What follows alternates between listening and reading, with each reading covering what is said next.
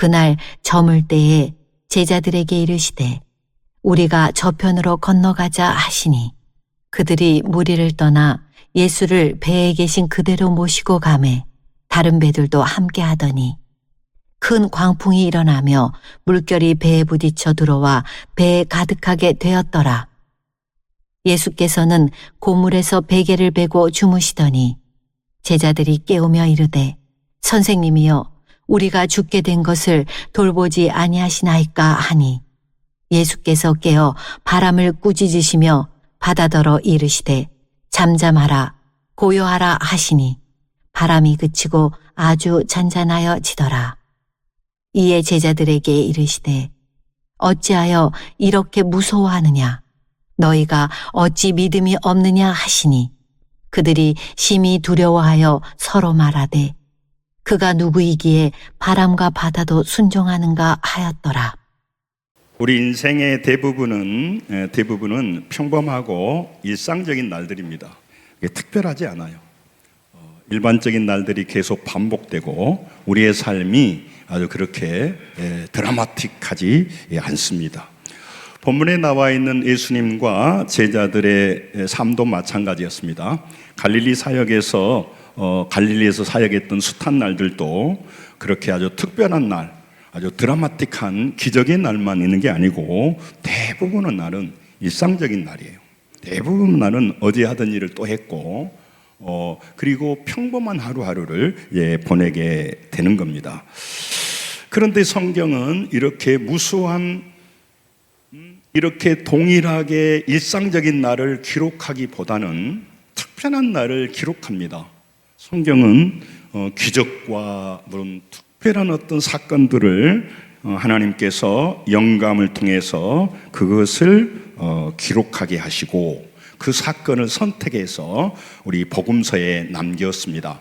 오늘 본문도 사복음서는 마태, 마가, 누가, 요한복음인데 요한복음은 이제 사복음서라고 하고 마태, 마가, 누가는 공감복음이라고 그래요. 그래서 공감복음이 먼저 쓰였고 그것을 보완하는 차원에서 요한복음이 쓰였거든요. 그러니까 공감복음에 이 내용이 다 들어있어요. 그것은 무슨 말이냐면 이 사건이 대단히 중요했고 우리 모든 성도들에게나 우리에게 이 말씀이 전하는 메시지가 분명하다는 것을 얘기하고 있는 것입니다. 성경은 왜 이렇게 특별한 사건들을 선택해서 기록합니까? 일상적인 것보다 이런 특별한 일들이 우리의 일반적인 삶을 바꾸기 때문에 그래요. 우리는 모든 문제와 상황 가운데서 기대하는 것이 뭐냐면 편안하게 살고 싶은 겁니다. 아무 일도 없이 그냥 그렇게 즐겁게 어려움이 없이 사는 것을 원해요. 그래서 파산을 하고 질병이 걸리고 질병도 또 굉장히 어려운 질병을 걸리고 어려운 문제가 생기고 또 아이들에게 문제가 생기면 굉장히 괴로워하고 불쌍히 여깁니다. 좋은 마음이에요. 그리고 마음에 위로를 삼는 것은 아무 일이 없는 거예요. 그냥 어려움이 없는 거죠. 쫓김이 없이 사는 것입니다. 그런데 하나님의 입장에서 볼 때는 우리가 그럭저럭 하루하루 육신적이고 인간적이고 육적으로 살아가는 것을 보기에 좋게 여기질 않으세요. 우리의 인생이 그럭저럭 살다가 끝나는 것이 아니기 때문에 그런 겁니다.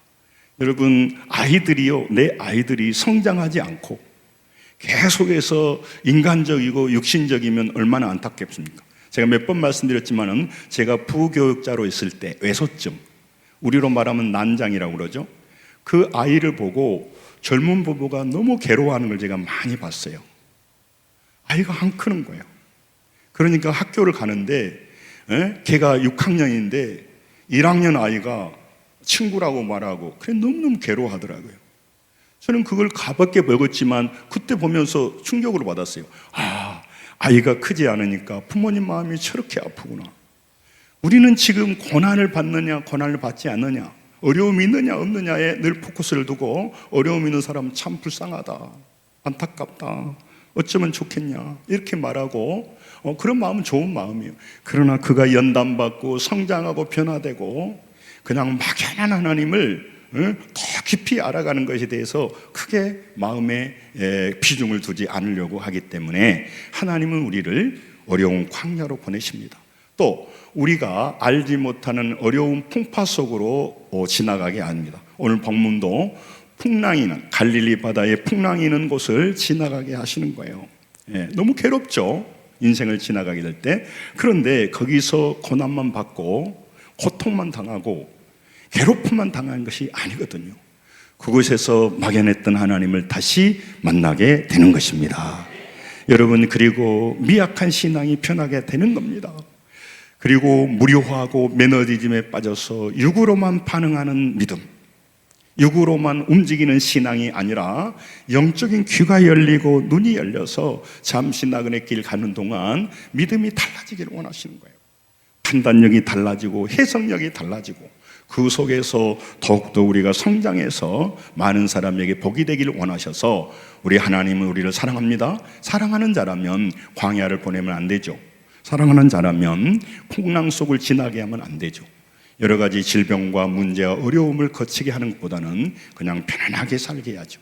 그러나 여러분, 성장하지 않고 변화되지 않고 자기 몫을 감당하지 못하고 육으로만 반응하고 인간적인 반응하는 사람이 100년을 산들 그 사람은 아무것도 하지 않았고 슬픈 인생을 살아가게 되고 영생으로 들어가지도 못하는 겁니다.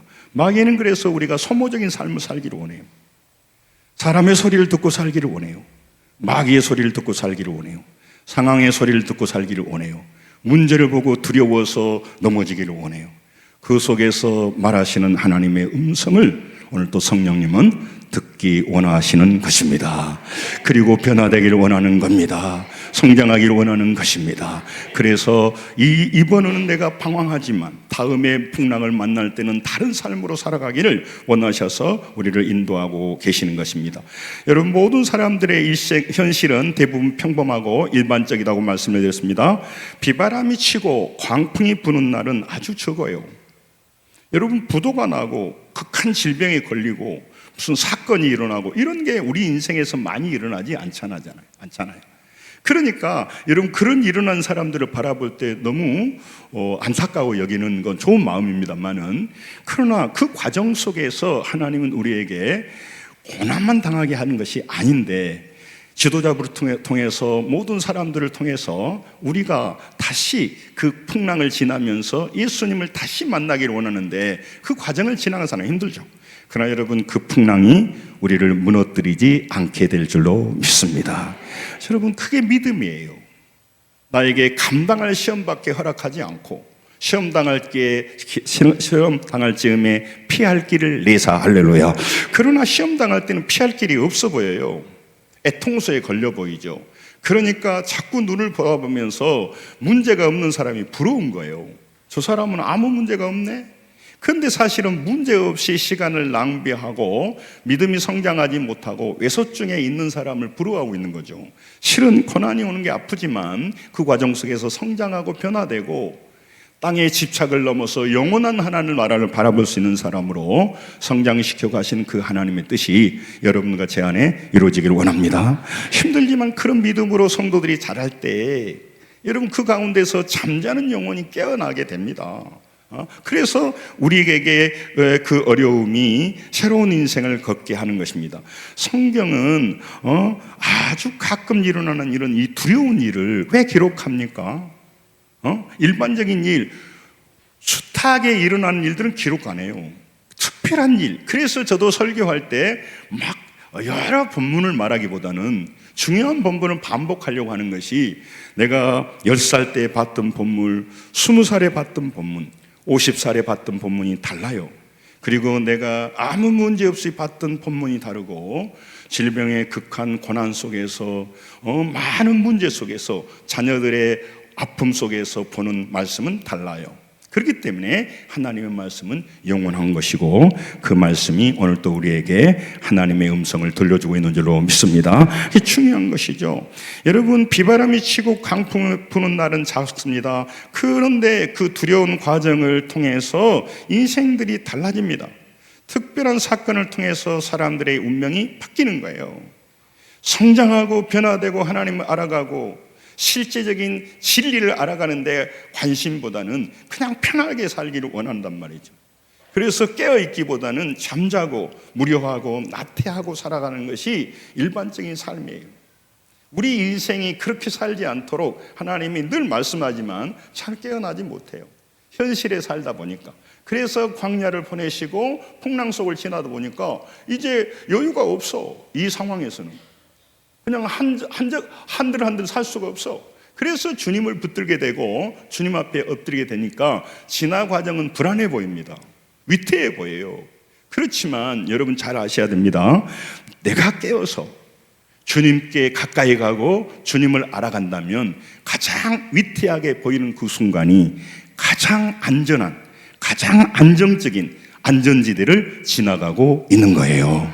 그러니까 우리는 육신적인 시각을 많이 훈련했기 때문에 저 사람이 위태해 보이는 거예요. 그러니까 불안한 눈으로 자꾸 보는 거예요.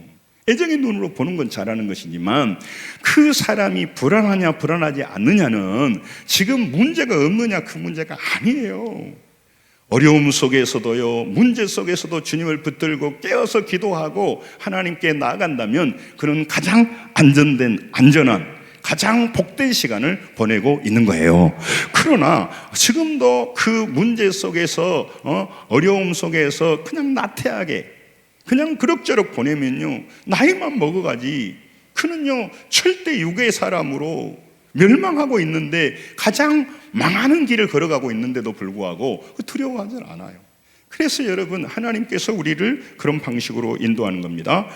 오늘 이 풍랑이 있는 사건은 성경에서 많이 일어난 사건이 아니에요. 이스라엘에 가장 중요한 강이 있는데 요단강이에요. 요단 북부의 강은 너무 넓어서 그 폭이 정확하게 한번 찾아보십시오. 한 40km 정도 되는 것 같아요. 그러니까 바다와 같아요, 바다.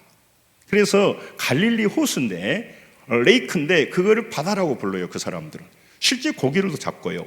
그리고 이 산맥으로 둘러싸여 있기 때문에 여러분 그 밤과 낮이 다르죠. 위에서 불어오는 북풍과 이 서풍이 만나면서 큰 놀이 일어납니다. 그러니까 저녁에는 항해를 하면 잘 안 되는 거예요. 그런데 오늘 본문에서 35절을 보겠습니다. 우리 35절 같이 읽죠. 시작. 그날 저물 때 제자들에게 이르시되 우리가 저편으로 건너가자 하시니. 아멘. 저물 때 출항을 하면 안 돼요. 바람은, 풍랑은 저녁에 불어온단 말이죠. 예, 이 기온차 때문에. 예? 그러죠. 그러나 저물 때 예수님께서 제자들에게 우리가 저편으로 건너가자라고 말했어요. 그러니까 이 편은 가버나움이고 저편은 가다라 지역, 거라사 지역이에요. 이방 땅인 거죠. 그러니까 익숙한 곳에서 선교의 사명을 감당하기 위하여서 저편으로 건너가자라고 말했다는 거죠. 뭐 특별한 일 없네. 그런데 그렇지가 않아요. 이 편과 저편으로 익숙한 적에서 저편으로 건너가자라고 했는데 이 말을 누가 했냐 하는 거예요. 여러분, 사람에 따라서 그 사람의 신용도에 따라서 그 사람의 수준에 따라서 그 말의 영향력이 달라요. 사기꾼의 말과 책임 안 지는 말과 뻔뻔스러운 사람과 무책임한 사람과 책임감을 가지고 신용 있는 사람의 말이 달라요. 오늘 예수님이 우리에게 말합니다. 따라서 합니다. 저편으로, 크게 저편으로 건너가자. 이것은 전능자가 하시는 말씀이란 말이에요. 그러니까 저편으로 건너가자 하는 것은 그냥 우리가 건너갔으면 어떻겠니가 아니라 우리는 저편으로 반드시 건너가게 된다 그 말이죠. 그런데 건너가면 좋죠. 그런데 저편으로 건너가자고 순종을 했어요. 그러면 문제가 일어나도 사라져야죠. 예수님 말씀을 따랐잖아요. 내가 예수 믿었잖아요. 그러니까 우리는 어려움이 다 오지를 않아야죠. 문제가 없어져야죠. 문제들 다 피해가야죠. 불안감을 주면 안 되죠.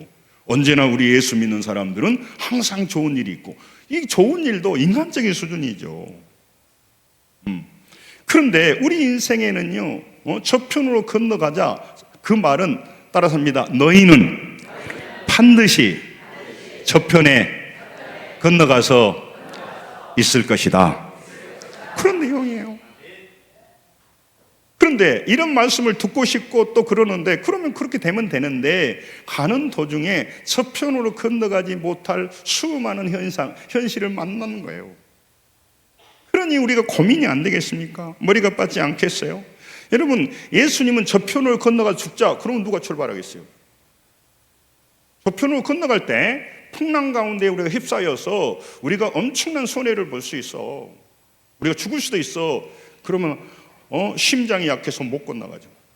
목사님, 예수님, 하나님, 나는 예수 믿어서요 좀 덕점 보려고 그랬지 교회 다녀가지고요 어려움 당하는 거요, 내가 그러려고 예수 믿는 게 아니에요. 나 좀 편해보고요, 예수님 덕점 보고요, 문제를 좀 해결해보고 싶지, 내가 예수 믿어서 성장하고 그런 건 난 관심 없어요.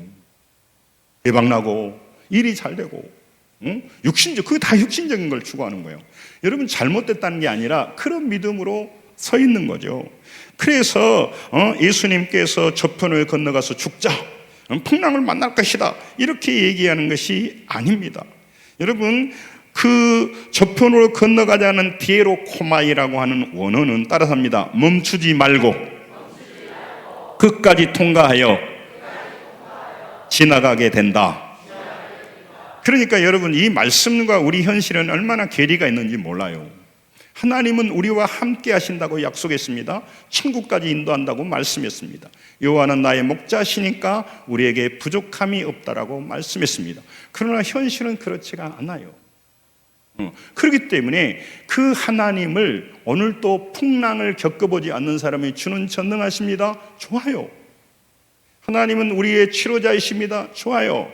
그러나 그 사람은 그렇다가 자기 인생에서 위기가 오면요 그걸이 쏙 들어가 버리는 거예요.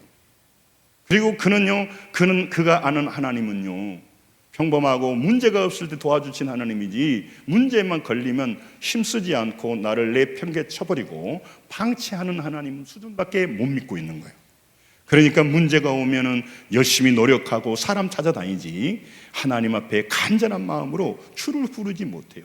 그런 수준으로 목회자가 있고 그런 수준으로 성도들이 있으니까 그 교회는 문제가 없을 때는 희희낙낙하고 문제가 있으면 다 좌절해버리고 불안한 눈으로 이걸 어떻게 하면 좋겠냐 이러고 좌절하고, 그러면 용기를 내서 더 소망 가운데 가까이 가기보다는 흩어지고 넘어지도록 마귀의 음성을 들어버리는 거예요. 파장의 분위기가 되게 하고 절망의 분위기가 되게 하는 거예요. 여러분, 이 풍랑은 단순히 이런 엄청난 고난만 얘기하는 게 아니고, 내가 살다 보면 수많은 만나는 인간관계, 작은 문제들, 꼬이는 문제들이 있어요. 그걸 말하는 거죠. 그런데 그 과정 속에서 주님이 말씀하신다니까요. 누가 말해요? 주님이 전능자가 말하는 거예요. 우리는 이 편에서 저 편으로 건너가면 좋지만 풍랑을 만나면 저 편으로 못 건너가고 다 죽을 것 같아. 따라합니다. 우리가 저편으로 건너가리라. 이 말씀을 믿으면 문제가 못 건너갈지 보여도 내가 흔들립니다. 그렇지만 그곳에서 주님이 건너가자 했다면, 그 주님이 나의 인생을 이끌어 간다면 이 광야에서 나는 죽고 마귀의 소리를 듣고 비참한 모습으로 끝나지 않으리라. 이 광야를 통과하고 그 풍랑을 지나면서 여호와의 살아계심을 보여주리라. 이 믿음으로 사는 것과 천지 차이예요. 근데 그 믿음이 풍랑이 없을 때는 솟죠. 오늘 찬양이 찬머리가 됐어요. 살아계시죠. 그러나 내 문제가 고통 중에 있으면요 하나님이 살아겠다는 것이 잘 안 믿어져요. 그래서 풍랑 속을 살아가면서 그 풍랑을 겪으면서도 내가 죽을 것 같은 상황 속에서 하나님이 살아있다는 고백을 내뱉으려고 하면 인생이 괴롭습니다. 그러니까 저도 설교자로 살아보지만 너무 많은 말을 쉽게 하고요, 체험 없이 쉽게 하고요, 그냥 무책임하게 말하는 경우가 많아요. 그러니 그 삶을 살면서 내 삶에 뼈저리게 여호와는 살아계시고 풍랑 중에 나와 함께 하시는 하나님이십니다. 이걸 고백하기 위해서는요 참 많은 시간을 지내는 거예요. 그러나 그런 실력으로 우리 성도들이 있고 믿음으로 살아간다면요 그 교회는요 세상이 감당하기가 어려운 것입니다. 여러분, 평범한 인간 예수님의 말씀이 아닙니다. 그분은 구원자 되시고 우리를 반드시 저 건너편으로 건너가게 하실 하나님께서 말씀하신 거예요. 36절을 보겠습니다. 그들이 무리를 떠나 예수를 배에 계신 그대로 모시고 가며 다른 배들도 함께 갔는 37절, 우리 37절 같이 한번 읽겠습니다. 시작. 큰 광풍이 일어나며 물결이 배에 부딪혀 들어와 예수를 믿어도 어려움이 면제되는 게 아니에요. 그러면 뭐 예수 믿어가지고 뭐 맨날 헌금만 하고 뭐 모이기만 하고 아니에요. 여러분, 우리가 성장하는 게 기쁨인데 우리는 성장하는 데 포커스를 두기보다는 내 안에 아무 일도 안 일어나는 걸 보기로 여긴다니까. 그게 이 잘못된 생각이란 말이죠. 제자들은 이 광풍이, 아니 예수님 뜻대로 했는데 광풍이 안 불는데 물결이 치고, 여러분 배를 안 타본 사람 이 말이 무슨 말인지 몰라요. 배에 물이 타고 오르면요 무슨 생각하냐면 파선하는구나, 이 두려움이요. 여러분, 죽는다는 게 간단한 문제가 아니에요. 죽음의 위협이란 큰 거예요. 오늘 아침에도 우리 주현수 목사가 그런 얘기 했는데, 여러분 옛날에 많은 우리의 선배들이요 월남전 6.25에 참전했어요. 그들이요 젊은 날에 결혼했어요. 옛날엔 빠른 날에 결혼했잖아요. 애기들이 2-3살 되어 걸어다니고 있는데 오늘 또 전투에 나가는 거예요. 전쟁에 나가면 반드시 사람이 죽어요. 전투에 나가면 부상자가 되고 장애인이 되는 거예요. 그걸 지켜보는 그 부인의 마음은 어떻겠어요? 그 철없는 애를 보는 그 부인의 마음이 어떻겠어요?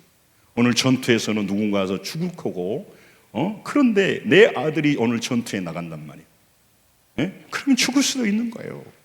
그럴 때와 그냥 뭐 감기 걸려서 콜록콜록하고 밤 맺히지 못 먹는 것과는 전혀 다른 거라고 하는 거예요. 여러분, 제자들은 광풍 앞에서 너무너무 떨었습니다. 그리고 이해할 수 없었습니다. 주님 말씀에 순종했습니다. 그런데 길은 막혔습니다. 그래서 그들은 어떻게 되었습니까? 거기서 빠져 물고기 밥이 됐습니까? 아닙니다. 무사히 건너갔던 것입니다. 여러분, 이게 중요합니다. 왜 믿음이 중요하냐면 우리에게 환경의 소리, 상황의 소리를 들려주면서 위협하면 그게 이해가 돼요.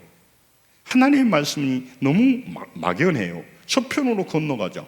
그럼 좋죠. 어떻게 이 질병과 물질과 인간관계와 이 여러 복잡하게 꼬인 문제에서 건너갑니까? 누가 안 건너가고 싶습니까? 그래서 많은 사람이 거기서 절망해버려요. 그래서 지금 그 광풍을 통해서 내게 성장하라고 말하는데, 성장이 뭐예요? 예수님이 누군가를 개인적으로 만나라고 말하는데, 내가 영적으로 변화돼야 되는데, 그걸 안 하면 A라는 사람 때문에 내가 고민하고 낙심합니다. 그런데요, A가 없어지면 B가 와서 또 나를 괴롭혀요. A란 문제로 내가 고민합니다. A란 질병으로 고민합니다. 다음 B가 와서 또 괴롭혀요. 그러니까 내가 성장하지 않는 한 평생 사는 동안 환경의 노예가 되고 인간의 노예가 돼버려요. 그리고 그는요, 뭘 우듬고 사느냐? 육신적인 것을 그냥 우듬켜 살고 그러다가 멸망해버리기 때문에 비참한 인생을 살아간다는 걸 잘 모르는 겁니다. 여러분, 제자들은 불어닥친 풍랑을요, 광풍을요, 너무너무 인생이 위협적이고 위험하게 느꼈어요. 죽을 수도 있겠구나. 그래서 38절에 뭐라고 말하냐면 실제 하는 말이에요. 이거는 과장이 아니고 그들이 하는 말. 같이 읽습시다. 시작. 예수께서는 거물에 베개를 펴고 주무시더니 제자들을 깨우며 이르되 선생님이여 우리가 죽게 된 것을 돌보지 아니하시나이까. 아멘. 그들이 어떻게 됐다고 말해요? 죽게 되었다고 말해요. 예수님이 그들을 죽게 내버려 둔 것이 아니고 예수님 뭐라고 말씀하셨어요? 아까 말했잖아요. 예수님 뭐라고 말씀하셨어요? 오호, 크게 저편으로 건너가자. 예수님은 저편으로 건너가자 하는데 이 사람들은 건너감사 좋지만 지금 죽게 생겼는데요, 전혀 다르게 본단 말이에요. 저편으로 건너갈 것이라는 하나님의 말씀을, 예수님 말씀을 받아들인 것보다도 우리가 죽게 되었다는 말씀을 받아요. 왜 그 말을 받아들일까요? 상황이 그러니까요. 현실이 그러니까요. 물질이 그러니까요. 건강이 그러는데요. 이해가 되잖아요. 그래서 그들은 그렇게 말씀하고 있습니다. 다윗도 위대한 인생을 살았습니다. 하나님이 약속에 있어서 본인이 어릴 때요 기름 부어서 너는 유대인의 왕이 될 거야. 누가 왕 시켜주라겠어요? 그러면 탄탄대로로 왕의 길을 가도록 해야 되잖아요. 승리의 길을. 맨날 어렵고 힘든 거예요. 그러니까 그 상황에서 왕이 되기는커녕 죽게 생겼다. 그래서 시편 3편 6절부터 8절에 그가 고백하고 있는 거예요. 같이 한번 읽죠. 시작. 천만인이 나를 애워싸 진친다 하여도 나는 두려워하지 아니하리로다. 여호와여 일어나소서. 나의 하나님이여 나를 구원하소서. 주께서 나의 모든 원수의 뺨을 치시며 악인의 일을 꺾으셨나이다. 그는 여호와께 있사오니 주의 복을 주의 백성에게 내리소서. 아멘. 저도 이런 말씀을 많이 들었지만 다윗이 이런 고백을 하고 이런 인생을 살기에 얼마나 애롭고 힘들었을까. 더 나이 들면서 깨닫게 돼요. 여러분, 천만이 에워싸고 공격합니다. 나는 두려워하지 아니하리로다가 뭐예요? 나는 너무 두렵습니다. 그 말이거든요. 여호와 하나님 왜 잠자십니까? 나를 방치하십니까? 저들의 손에 나를 맡기십니까? 그런데 하나님이여 나를 구원하시고 원수의 손에서 나를 인도해 내신 하나님을 나는 여기서 주장합니다. 그 말이에요. 주장이 잘 안 돼요. 그래서 그 과정 속을 지나면서 그는요 환경에 사로잡힌 사람이 아니었어요. 처음에는 사로잡혔죠. 그러나 점점 자라면서 하나님께서 따라삽니다. 구원은 여호와께 있습니다. 여러분, 우리에게 문제가 있습니다. 그런데 우리는 자꾸 문제를 보는 거예요. 문제가 가벼우면 살려주고 문제가 어려우면 나는 죽는다고 생각하는 거죠. 그러니까 우리의 앞날이 문제의 손에 있어요. 질병의 손에 있어요. 물질의 손에 있어요. 그렇게 느껴져요. 믿어져요. 그런데 우리가 그 속에서, 풍랑 속에서, 내 운명은 지금 제자들의 운명은 풍랑에 속에 있는 거예요. 강하게 더 불면 죽을 것이고 여기서 풍랑이 좀 잦아지면 나는 사는 거예요. 그러니까 내 운명이 어디에 있어요? 풍랑의 강도에 있는 거예요. 태풍의 강도에 있는 거죠. 이게 세상을 살아가는 방식이단 말이에요. 그런데 하나님을 믿는 사람들에게는 어떤 믿음을 요구하냐 따라서입니다. 구원은 여호와께 있습니다. 하나님께 있다라고 하는 거예요. 그래서 우리가 떨어지고 죽을 상황에서도 사인은 하나님이 해야 돼. 사인 없이 우리가 죽지를 않아요. 근데 그 믿음이 강하기보다는 현실의 믿음에 우리가 자꾸 넘어지는 것입니다. 그래서 이 혼란한 와중에서 예수님은 제자들에게 무슨 말씀을 하고 있습니까? 우리 40절을 같이 보겠습니다. 풍랑 앞에서 하는 거 같이 시작. 이에 제자들에게 이르시되 어찌하여 이렇게 무서워하느냐? 너희가 어찌 믿음이 없느냐 하시니. 아멘. 당연히 무서워야 되고 당연히 두렵습니다. 당연히 내 가족과 내 자신의 문제와 질병과 어려움이 오면요, 여러분 그 마음이 내 마음을 눌러버려요. 하루 종일 밥을 먹어도 길을 걸어도 그게 나를 떠나지 않게 돼요. 그리고 그런 문제 없는 사람이 부러워 보여요. 너는 뭔 걱정이 있겠냐? 너는 안 죽을 텐데 나는 죽을 것 같아. 이런 생각이 있어 버리는 겁니다.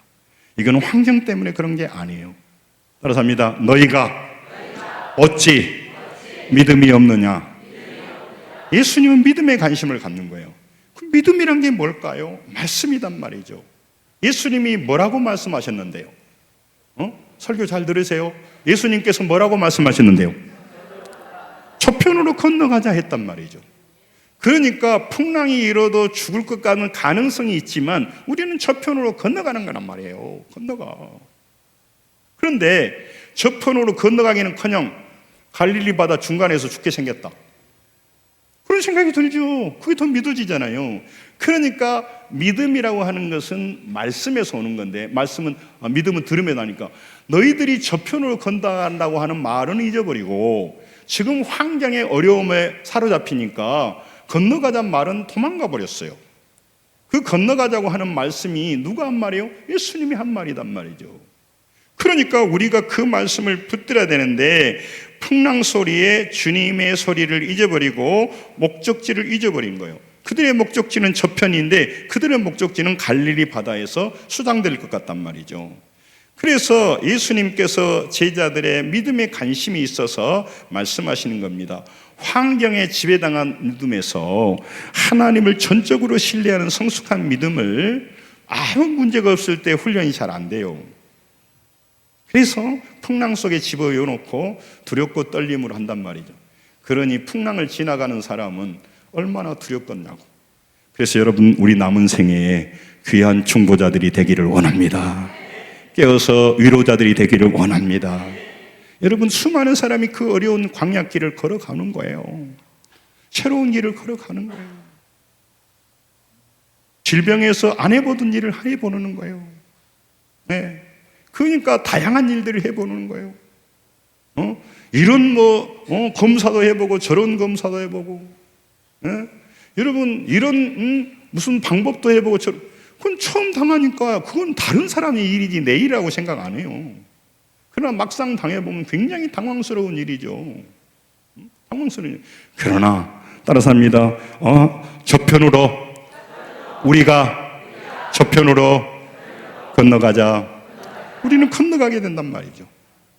근데 왜 건너갈 수 있는데 그 말을 붙들기보다는 우리는 여기서 죽어 그 말을 받아들이냐 말이에요. 그게 훨씬 설득력 있게 보이기 때문에 그래요. 여러분, 제가 요즘 계속 묵상하는 말은 시편 50편 15절의 말씀인데 한번 가시죠. 시작. 환난 날에 나를 부르라. 내가 너를 건지리니 내가 나를 영화롭게 하리로다. 아멘. 환난 날은 여러분, 이게 환난할 때 막 어렵고 고통스러운 날만 말하는 게 아니고요. 이 환난 날이라고 하는 카라는 이 헬라어의 카라도 있고 히브리어의 카라는 무슨 말이냐면 내 인생을 얽어매는 어려운 문제들이에요. 다양한 문제들이에요. 근데 우리는 적은 문제는 자꾸 하나님을 부르지 않아요. 내가 알아서 할래요. 그러니까 시간이 가도 성장하지를 않아요. 네. 환난 날에는 뭐 하라고? 크게. 환난 날은 뭐라고? 부르란 말이단 말이에요. 하나님께 기도하며 깨어있으라는 거예요. 그게 환난 날은 뭐예요? 우리를 깨우시는 하나님의 자명종이란 말이에요. 그렇게 하면 약속에서 따라 내가 너를 건지리다. 그러면 됐잖아요. 그런데 잘 안 믿어지죠. 그래서 수없이 강조하고 애우며 그 말씀을 환난을 지나면서 체득해야 돼요. 그래야 이제 하나님 앞에서 이 말씀이 내 것이 돼요. 말씀이 내 안에 들어와서 장착을 하면 믿음이 돼요. 예. 왜 믿음이 없어요? 말씀이 안 들어와 있는 거예요. 사람의 소리, 인간의 소리, 그 다음에 영적인 무감각, 그러면서도 두려움이 없어요. 그러니까 환난 날에 부르라 내가 너를 건지고 영화롭게 하는 계획이 있단 말이죠. 이 제가 언어를 찾아보니까 뭐냐면요, 여러분, 물 가운데 빠져서 죽어가는 사람이 구조대가 오면 SOS를 치잖아요. 거기서 소리 못 지르고 물 한번 먹으면 죽어버려. 그러니까 기가 막힌 소리로 불러야 되고요. 불 가운데 탈 때 소방관이 오잖아요. 그럴 때 SOS를 치는 거예요. 다른 여유가 없어. 느긋하게 살 수가 없어요. 그런데 이걸 꼭 질병과 어려움만 적용하려고 그래. 아니란 말이에요. 여러분, 인간관계가 틀어지고 조금 우리 가족들이 아직 구원받지도 못하고 여러 가지 문제 속에 있는데 너무 우리는 하나님을 부르지 않고 내 힘으로 하려고 하는 거죠. 그러니까 환난은 자아를 깨뜨리는 거예요. 네 힘으로 살지 말라는 거죠. 물폰에서 될 일이 아닌 거예요. 여러분, 그곳에서 다시 하나님을 만나야 돼요. 그리고 하나님이 어떤 분인가 다시 그의 경험 속에 달라져야 돼요. 그래서 여러분, 성숙한 믿음으로 변화가라고 말하는 거예요. 제자들의 눈앞에 풍랑 소리에 주님이 주신 목적지는 잊어버렸어요. 주님이 주신 목적지는 어디예요? 계속 설교하잖아요. 목적지는 어디예요? 저편이에요. 저편. 풍랑이 있는 곳이 아니라고. 여기서 내가 죽는 게 아니라고. 저편인데 잊어버렸어요. 잊어버렸어요. 지금 광풍에 대한 소리가 너무 크게 들리는 거예요. 너는 죽을 것이다. 망할 것이다. 그리고 그 말이 설득력이 있어요. 데이터를 가지고 말하거든요. 그냥 하는 말이 아니에요. 의사들이 데이터를 가지고 말하고 상황이 말하고 현실을 말하기 때문에 여러분, 들어서는 안 될 말을 자꾸 듣고 들어서 우리는 저편으로 너는 건너갈 거야. 내가 너를 통해서 영화롭게 하는 하나님을 보여줄 거야. 네가 고통스럽지만 하나님은 치유의 하나님이라는 것을 너를 통해 보여주리라. 그 말은 잘 안 들리는 거예요. 현실적으로 잘 안 되겠잖아요. 그러니까 고통의 문제에 계속 끌려다니는 거예요. 따라서 합니다. 기도로 고통을 해결하자. 기도로 질병을 해결하자. 기도로 문제를 해결하라. 이게 하나님 우리에게 주시는 거예요. 여러분, 지금 우리에게 말하는 거죠. 그러니까 지금 부는 풍랑도 여러 가지 우리의 인생의 목적지를 향하는 과정인데, 과정으로 보이지 않고 이게 실패로 끝이 날 것 같아요. 그래서 수많은 사람이 거기에 주저앉아 버리는 거예요. 그래서 여러분, 믿음 있는 것 같지만 믿음이 없이 살아가는, 우리가 믿음이 있긴 하지만 그러니까 능력 있는 신앙이 잘 안 되는 거예요. 그래서 하나님은 우리를 광풍 속으로 밀어 넣어 버리는 거예요. 우리 고생시키려고 그런 게 아니에요. 그러니까 광야로 집어넣어서 인간의 수와 잔머리와 방법과 사람과 물질과 이런 방법으로 사는 수준을 벗어나도록, 상황의 소리, 사람의 소리, 인간의 소리만 듣는 수준이 아니라 그때 주의 음성을 듣고 따라서 합니다. 환난 날에 나를 부르라. 하나님을 부를 수 있는 거예요. 한 번 불러서가 아니라. 따라서 합니다. 기도는 응답받을 때까지 하는 것입니다. 그래서 응답받게 하면서 그 사람의 수준을 끌어올리는, 그러니 어렵죠. 그러나 그 과정을 지나면 달라지게 되는 거예요. 신명기 31장 8절에도 우리에게 약속하셨어요. 같이 읽습니다. 시작. 그리하면 여호와 그가 내 앞에서 가시며 너와 함께 하사 너를 떠나지 아니하시며 버리지 아니하시리니 너는 두려워하지 말라, 놀라지 말라. 약속 주었단 말이에요. 근데 그 말씀이 문제 속에 들어가면 사라져버려요. 그 문제 속에서 이 말씀이 사라져서 떠올라서 그 말씀으로 살아가야 된대. 근데 그 말씀, 그러니까 상황의 소리를 듣고 환경의 소리를 듣고 사람의 소리를 듣던 사람이 하나님의 음성을 듣을 수 있는 실력으로 올리다니 어렵죠. 근데 그 실력이 되어지면요, 문제 속에서요 그렇게 절망하지 않게 돼요. 달라지게 되는 겁니다. 그래서 하나님이 우리에게 말하는 겁니다. 그래서 여러분과 제가 환경의 소리가 커질 때, 인간의 소리가 커질 때, 사람의 소리가 들리고 내가 마음이 낙심되고 절망에 가까울 때, 그때 여러분과 저는 하나님께 부르짖어야 되고 하나님께 가까이 가야 될 줄로 믿습니다. 너는 내게 부르짖으라. 내가 내게 응답하겠다. 환난 날에 나를 부르라. 내가 너를 건지리니 내가 나를 영화롭게 하리로다. 이 말씀으로 살아내고 이 말씀으로 경험되고 이 말씀으로 질병과 어려움을 이긴 사람은 간증자가 되어서 두려워하는 많은 사람에게 소망을 주는 능력의 사람이 되는데, 거기서 타협하면 광풍 속에서 절망하며 끝나기 때문에 많은 사람이 어려운 가운데 하나님을 경험하지 못하게 되는 거며, 여러분, 우리도 예수님을 따라가는 중에 고난의 강풍을 만나게 될 때가 많고 또 만날 수도 있습니다. 그러나 여러분과 저의 신앙의 배는 따라합니다. 결코 침몰되지 않습니다. 침몰될 것 같아요. 그러면 침몰된다는 것은 침몰된다는 믿음을 가지고 있잖아요. 근데 지금은 내가 대책이 없어. 주님이 대책이야. 이 어려울 때 침몰되지 않는다는 것이 상식적으로 안 맞아요. 그리고 너무너무 내가 봐도 영향력이 없어요. 그런데 그를 붙들고 기도하면서 반복하면 내가 환난 날에 주님을 부르겠다.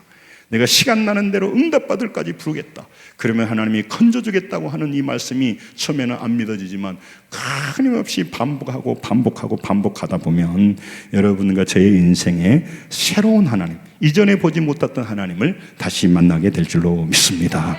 그래서 신앙이 달라지는 겁니다. 여러분, 그래서 우리는 결코 침몰되지 않는데, 왜 침몰된다고 되냐? 상황이 그러니까. 그래서 그 믿음대로 되는 거잖아요. 침몰된다니까 침몰되는 거고, 침몰된 상황에서 내가 너와 함께 할 거다. 두려움하고 놀라지 말라. 아니, 문제를 안 주면 놀라지 않죠. 그리고 문제는 서서히 줘야지. 작은 문제를 줘야 이건 뭐 해결돼도 그만, 안 돼도 그만인데, 이 문제가 해결 안 되면 치명적인 죽음, 그러니까 두렵지. 그게 왜 하냐? 두려움과 속에 산다니까. 제가 몇 번 말했죠. 야구선수 감독이요, 두 종류가 있다는 거죠. 야구할 때 상대 팀과 팀이 1대10으로 이기고 있을 때, 1대15로 이길 때 선수를 내보내, 후보 선수를. 그래서 연습시키는 감독이 있고, 어떨 때는 7대7이야. 투아웃에 이제 만루야. 그때 내보는 감독이 있다는 거예요. 이게 잘못 치면 이제 게임이 지는 거예요. 그러나 1대15로 이기고 있어. 그럼 이 사람이 잘못해도 게임에는 영향 없어. 그러니까 그때 훈련이 안 된다는 거예요. 어떤 감독이 말하더라. 이 문제, 이 공하나 이거 못하면 이 사람 때문에 독박을 쓰고 게임이 끝나. 그럴 때 두려움이 가슴이 뛰지만 그때 훈련해봐야 이 강한 선수로 자란다는 거예요. 그래서 우리 하나님께서 우리에게 그러는 겁니다. 여러분, 오늘 우리가 따라가는 중에 여러 가지 침몰할 것 같지만 그렇지 않습니다. 성도 여러분, 때로는 우리가 무섭고 흔들리고 두려워할 때도 있습니다. 그러나 여러분, 그것만 바라보지 말고 따라섭니다. 우리가 건너편으로 건너가자. 저편으로 건너가자. 이 말씀을 믿는 겁니다. 그 풍랑 속에서 약속을 신뢰하는 주의 말씀으로 힘을 얻는 법을 훈련해야 돼요. 안심하고 용기를 내고 담대하게 폭풍 속에서도. 마태복음 14장 27절에도 예수님께서 말하며 따라삽니다. 나니 두려워하지 말라. 폭풍 속에서 하신 말씀이에요. 근데 예수님이 나와 함께 있다는 것이, 믿음이 예수님이 누군지 모르면 힘이 안 돼요. 새로운 방법이 나와야 될 것 같고, 그런데 그렇지 않습니다. 예수님이 누군가를 알고 십자가의 그 은혜를 안다면 달라집니다. 그래서 여러분, 우리가 주와 함께 지나간 구간은 지금 광풍이 불고 있습니다. 그래서 너무너무 위험합니다. 그래서 불안합니다. 그래서 많은 사람이 참 안 됐고 불행하다고 보는 거예요. 그런데요, 주님과 함께 지나가고 있다면 그 구간은 풍랑이 일지만 가장 안전하고 가장 안전된 구간을 지나가고 있는 것입니다. 주님 때문에 파손될 수가 없어요. 근데 이 믿음을 갖기에는 너무 어려운 것이죠. 그래서 나중에 보니까 41절에 같이 한번 읽겠습니다. 41절 같이 한번 읽습니다. 시작. 그들이 심히 두려워하며 서로 말하되 그가 누구의 바람과 바다도 순종하는가 하였더라. 그전에는 갈릴리의 납비였어요. 우리에게 뭔가 알려주는 선생님이었어요. 그런데 이분이 창조주라고 하는 것이 바다와 바람을 잠잠케 하는 그 풍랑 속에서 만난 것이죠. 그래서 예수님께서 뭐라고 말씀했어요? 물에 빠져 죽자라고 말 안 했잖아요. 우리는 여기서 죽는다고 말하죠. 저편으로 건너가자고 했어요. 무사히 도착할 것이라고 하는 약속의 말씀이 들어있는 것입니다. 여러분, 우리가 풍랑 없이 우리는 그냥 안전하게 사는 걸 부러워합니다. 제자들의 거친 파도 환경은요, 그 약속을 잊어버리게 합니다. 여러분, 고난 가운데 있는 자를 위로해야 될 이유가 그거예요. 말씀을 정리하려고 합니다. 제자들의 눈과 귀는 문제 때문에 막혀버렸어요. 광풍에 압도돼 버리니까. 따라서 합니다. 저편으로 건너가자. 그 말은 없어져 버렸어요. 그 말씀이 내 안에 있어야 믿음이 되는데 너희들이 믿음이 없어졌다고 말하는 거예요. 내가 너와 함께하고 두려워하지 말라는 말씀을 나는 인생의 고단한 광풍 속에서 만나야 되고 그걸 믿어야 되는데 안 되는 겁니다. 신앙이라는 것은 정리합니다. 풍랑이 없는 삶이 아니에요. 이해할 수 없는 강풍 속에서 사람의 소리 가운데 지금 파도와 바람이 얼마나 세서 너희들은 여기서 죽어. 여러분, 비행기를 타보거나 배를 타보면 자동차 타는 것과 달라요. 자동차는요, 사고가 나도 이 땅을 굴러다니니까 어디에 박혀도 안 죽을 것 같지만 비행기가 높이 떠면요, 이게 기류에 따라 흐르면 이 비행기 기장의 손에 있잖아요. 그러니까 사고가 나면 다 죽는 거예요. 배도 똑같아요. 물 위에 떠면 이거 대피할 수가 없어. 그래서 문제가 되는 거예요. 여러분, 이해할 수 있는 강풍 속에서 그 풍랑보다 크시는 주님의 목소리에 귀를 기울이고 그분께 나가서 말씀으로 그분을 만나는 것이 신앙인데 쉽지 않습니다. 그래서 앞서가고 뒤에 가면서 사람의 소리를 듣고 상황에 맞는 소리를 하는 사람이 우리 교회에 가득 차지 않기를 원하고, 어려울 때마다 깨어서 기도하면서 주의 음성을 듣고 그 광풍 속에서 주님의 음성을 고백해내는 그런 믿음의 사람들이 되기를 원하는 겁니다. 두려워하느냐? 믿음이 없느냐? 말씀할 때 내 믿음이 여기 있습니다. 로마서 4장 20절 21절에도 믿음이 없어 약속을 의지하지 않고 믿음에 견고하여서 하나님께 영광을 돌리며 약속하신 그것을 동안 능히 이룰 줄 확신하는 이 믿음이 풍랑을 지나면서 서서히 자라게 되는 것입니다. 고린도서 10장 13절에도 예수님께서 우리에게 피할 길을 낸다고 말합니다. 고난의 풍랑은 주님의 권능과 창조주로서 정체성을 같이 깊이 경험하게 합니다. 41절에 누가 저 부인 누기에 바람과 바다도 잠잠하는가 말합니다. 우리는 늘 그런 유혹에 있습니다만은 우리는 보이는 대로 사는 사람이 아닙니다. 고린도후서 5장 7절 끝나가니까 좀 같이 읽죠. 시작. 이는 우리가 믿음으로 행하고 보는 것으로 행하지 아니함이로다. 아멘. 그러나 우리는 보는 대로 자꾸 행해져요. 목회자도 똑같습니다.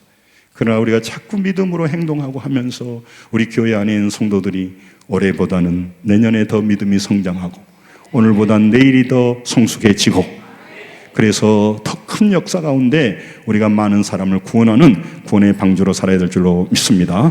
골로새서 4장 2절을 같이 읽습니다. 시작. 기도를 계속하고 기도에 감사함으로 깨어 있으라. 아멘. 저는 감사하고 있습니다. 제가 투병 중에 있지만 우리 성도들이 아침 저녁으로 기도하고 그 자리를 지키고 어렵게 들어간다는 게 뭘까요? 깨어 있기 때문에. 그래야 믿음이 자라거든요. 상황에 넘어가지 않거든요. 그래서 우리 교회에 소망이 있는 겁니다. 마귀는요, 흩어지게 하고 절망하게 하고 불안하게 보게 하고 이거 안 되겠는데. 그래서 흩어지게 하는 거예요. 여러분, 마귀의 소리예요. 그러나 어떤 사람은 기도하면서 말씀을 붙드는 거죠. 여러분, 놀라운 일입니다. 주님이 함께 저편으로 건너갈 때 비로소 우리는요, 그 풍랑을 쉬면서 머리로 알았던 하나님을 이제 정말로 체험하게 돼요. 귀로 들었던 하나님을 내가 눈으로 본다고 말씀하고 있는 겁니다.